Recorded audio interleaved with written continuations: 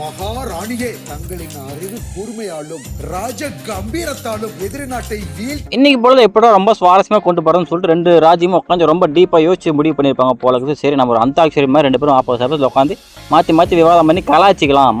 நீங்கள் என்ன கலாய்ங்க, நான் உங்கள் கலாய்ச்சி மாற்றி கலாச்சிக்கலாம். அப்போ மக்கள் என்ஜாய் பண்ணாங்கன்னு சொல்லிட்டு ஒரு முடிவு பண்ணியிருப்பாங்க போல இருக்குது. அப்படி தான் உட்காந்து நம்ம ரீல்ஸ் பண்ண எப்பயுமே அதை ஆரம்பிச்சுடுற ரீல்ஸ் பண்ணுற மாதிரி ஒரு கான்செப்டாக கொண்டு வந்து எங்கள் ராணி வந்து பார்த்திங்கன்னா அவரோட அருமை கூர்மையாலும் புத்தி கூர்மையாக எங்கள் செயல் திறனாலையும் என்னோட ராஜ்யத்தோட கொடியை நாட்டிட்டாங்க, நிலநாட்டிட்டாங்க, வென்றுட்டாங்க அப்படின்னு சொல்லிட்டு அவர் ஒரு ரீல்ஸ் போடுற மாதிரி ஒரு ஸ்பீச் கொடுத்தாரு. அதை கேட்க எப்பவுமே பார்வதி தன்னை புகழ்ந்து பேசினா அப்படி ஒரு ஆழ்ந்த அப்படியே இன்பத்துக்கு போயிடுறாங்க. அப்படியே முகத்தை சந்தோஷக்காக தாண்டம் ஆடும் இல்லையா, அந்த மாதிரி பயங்கரமாக தாண்டம் ஆடிட்டு இருந்துச்சு. நீ பேசுகிறா, நீ பேச என்ன வேணாலும் பேசு, என்னை பற்றி தானே பேசுகிறா, சந்தோஷமாக பேச, நான் ஜாலியாக கேட்குறேன்னு சொல்லிட்டு அப்படியே ஒரு ஜாலியாக மெய் மறந்து உட்காந்துட்டு இருந்தாங்க பார்வதி. வாட்டர்மெலன் சார் தன்னோட ராணியை புகழ்ந்து பேசணும் நிறுத்திருக்கலாம், பட் அவர் அதாவது நிறுத்தலை. அவர் இன்னும் ஒரு படி மேலே போய் எதிர்நாட்டு ராஜாங்க வந்து என்னோட மண்ணுக்காக வச்சு எங்கள் ராணி வந்து திறமைக்கு செயல்திறனுக்கும் ஒரு பாராட்டு.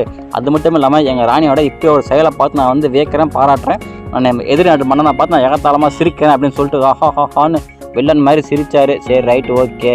அதோட நிறுத்திருந்தா ஏதோ விட்டுருப்பாங்க. மறுபடியும் தரமான கவுண்டருக்கு ரெடியாக போகிறான்னு சொல்லி நம்ம என்னடா கொடுக்க போகிறான்னு சொல்லி எதிர்பார்த்து வெயிட் பண்ணி காத்துட்டு இருந்தோம். எதிர்நாட்டு மன்னரை பார்த்து எகத்தாளமாக சிரித்து நம்ம தர்பீஸ் மன்னரை பார்த்து சிரிச்சது மட்டும் இல்லாமல் அவர் வாயிலே ஒத்துக்கிட்டார், எகத்தாளமாக சிரிச்சு அப்படின்னு சொல்லிட்டு. நான் மன்னரை பார்த்து எகத்தாளமாக சிரிச்சேன் அப்படின்னு சொல்லிட்டு அவர் வாயில அவரே கன்ஃபஸ் பண்ணாரு. சரி, ரைட்டு, நல்ல பாயிண்ட் மாட்டிச்சு. இதை வச்சு எதிர்நாட்டு மன்னர் நம்ம விக்ரம் என்ன கவுண்டர் கொடுக்க போகிறார், என்ன ரிப்ளை பண்ண போகிறான்னு சொல்லிட்டு நம்ம ரொம்ப கவலை எதிர்பார்த்திருந்தோம். அதே மாதிரி அவரும் ஒரு கவுண்டர் கொடுத்தாரு. சரி, ரைட், நீ சொல்கிறப்பா எகத்தாளமாக சிரிச்சேன்னு சொல்லிட்டு. பட் நீ ஏகத்தரமாக சிரிச்சது நீ சொன்னதுக்கு அப்புறம் தான் எங்களுக்கு தெரியுது, அதனால தான் நீ பர்ஃபார்ம் பண்ணியிருக்கிறேன், இன்னும் கொஞ்சம் பயிற்சி தேவைப்படுதுப்பா, போப்பா அப்படின்னு சொல்லிட்டு விக்ரம் கலாய்ச்சி விட்டாரு.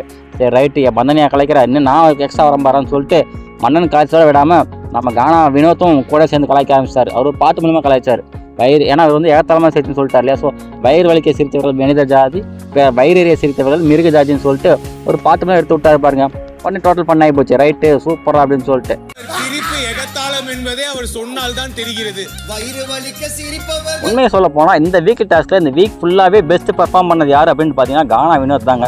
ஏன்னா இந்த டாஸ்க் ஆரம்பிச்சிருந்து இப்போ வரைக்கும் தன்னோட பாட்டு மூலிமா ரொம்ப சுவாரஸ்யமாக ரொம்ப ஃபன்னாக கொண்டு போயிட்டு இருக்கிறாரு. ஏதாவது கருத்து சொல்லணும், மன்னர் ஏதாவது கலாய்க்கணும், வேறு ஏதாவது சொல்லணும் அப்படின்னு நினச்சா கூட அதை தன்னோட வரிகளில் போட்டு மக்கள் ரொம்ப அழகாக கலாய்ச்சி ரொம்ப ஃபன்னாக கொண்டு போயிட்டு இருக்கிறாரு. ஸோ கண்டிப்பாக இந்த வீக் வந்து அவரோட பர்ஃபார்மன்ஸை பாராட்டி தான் ஆகணும். அது மட்டும் இல்லாமல் இந்த வீக்கெண்டில் பார்த்தீங்கன்னா ஃப்ரைடே வந்து best performer worst performer select பண்ணுவாங்க இல்லையா. ஸோ அதுலேயும் கண்டிப்பாக ஹீ டிசர்வ் தான். எதுக்குன்னு கேட்டிங்கன்னா பெஸ்ட் பர்ஃபார்மருக்கு. ஏன்னா அவர் ஒரு சிங்கிள் ஹேண்டடாக வந்து கொண்டு போயிட்டு இருக்காரு. அவர் மட்டும் இல்லை அப்படின்னா இந்தளவுக்கு சுவாரஸ்யமாக போகுமா, இந்தளவுக்கு ஃபன்னாக போகுமா அப்படின்னு கேட்டால் கண்டிப்பாக கிடையாதுங்க. அவர் அந்தளவுக்கு ரொம்ப சிங்கிள் ஹேண்டாக கொண்டு போயிட்டு இருக்காரு. அண்ட் இன்னொரு முக்கியமான விஷயம், நீங்கள் நம்ம சேனலுக்கு புதுசு அப்படின்னா நம்ம சேனல் சப்ஸ்கிரைப் பண்ணி வச்சுக்கோங்க. அண்ட் இந்த வீடியோ உங்களுக்கு பிடிச்சிருக்கு, நான் கரெக்டாக பேசியிருக்கேன் அப்படின்னா இந்த வீடியோக்கு லைக் போட்டுவிட்டுருங்க. அது மட்டும் இல்லாமல் என்னோட எல்லா வீடியோவும் பார்க்கணும்னு ஆசைப்பட்டீங்கன்னா இந்த வீடியோ என்னென்ன பிளேலிஸ்ட் கொடுக்குறேன், ஸ்க்ரீனில் வரும். அதை கிளிக் பண்ணி பிக் பாஸ் சீசன் இந்த 9 சீசனோட எல்லா வீடியோவும் பாருங்கள், சப்போர்ட் பண்ணுங்கள்.